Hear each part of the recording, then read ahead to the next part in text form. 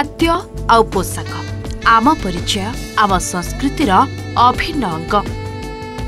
खंडे अंचल तार खाइबा कंसा आउ खंडे गनाको नहीं परिचित हुए। जेमिति संबलपुर संबलपुरी वस्त्र, ढेंकानाल मगजी लड्डू, ठीक सेमिति भद्रक तार पाळुआ लड्डू को नहीं परिचित हुए। पाळुआ लड्डू कथा उठिले भद्रक कथा आपणा छाए मने पड़ जाए। एक जिलार परिचय को नहीं ए मिठाटी आगक बढ़े आउ एबे भद्रक जिला प्रशासन पाळुआ लड्डू को जीआई टैग मान्यता मिलवा दिगरे पादे आगक बढ़ी। जिला प्रशासन नेछि जुगान्तकारी पदक्षेप।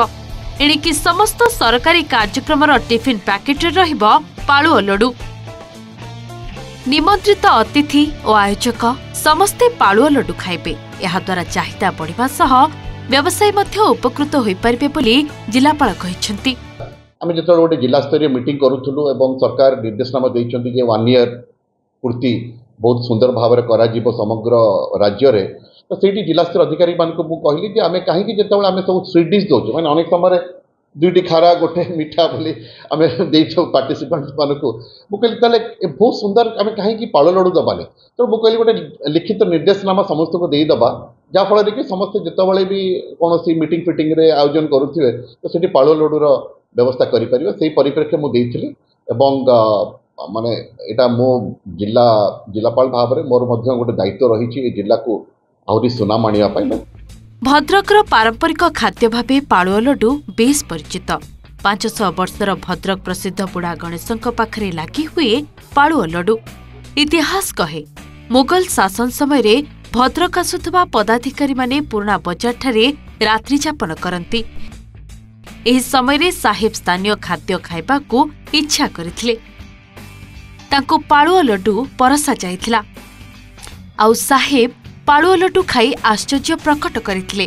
एहार स्वाद को भूरी भूरी प्रशंसा करबा सह साथिरे किछि नेबाकू चाहिथिले। ए तो थिला मोगल साम्राज्य कथा। एबे भी बंगीय भक्त भद्रक मां भद्रकाली दर्शन पाई आसिले साथिरे पाळुआ लड्डू नेबाकू इच्छा करती। एहार अर्थ पाळुआ लड्डूर स्वाद केवल जिला किंबा राज्य नुहे पड़ोसी राज्य को भी चहटी जाइछि।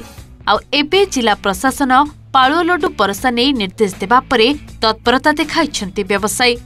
जिलापाल को साधुवाद जणाइबा सह एपरि पदक्षेप पाळुआ लड्डू चाहिदा को द्विगुणित करिबो बोली कहिछंती। यह एक स्वागत योग्य पदक्षेप जे पाळुआ लड्डू को यथार्थ मान्यता मिली एवं एथिपाई मु जिला प्रशासन सहित जिलापाल श्री दिलीप राउत को अशेष धन्यवाद जनाऊँ। आम मान मन भितर पाळुआ लड्डूर संभ्रांतता प्रति जो प्रकार सम्मान थिला ताकू कागज कलम रे केवल नुहे सामाजिक जीवन रे एवं आर्थिक सच्छलता जो रूप देवार प्रयास करचंती जिलापाल ताहा अत्यंत धन्यवाद। कारण पाळुआ लड्डू सहित आम संस्कृति अंगांगी भाव में जड़ित। कारण बुढ़ा गणेशंक पूजा स्थल ठारू भद्रकाली पूजा पर्यंत आमर पाळुआ लड्डू सबुआड़े लागे।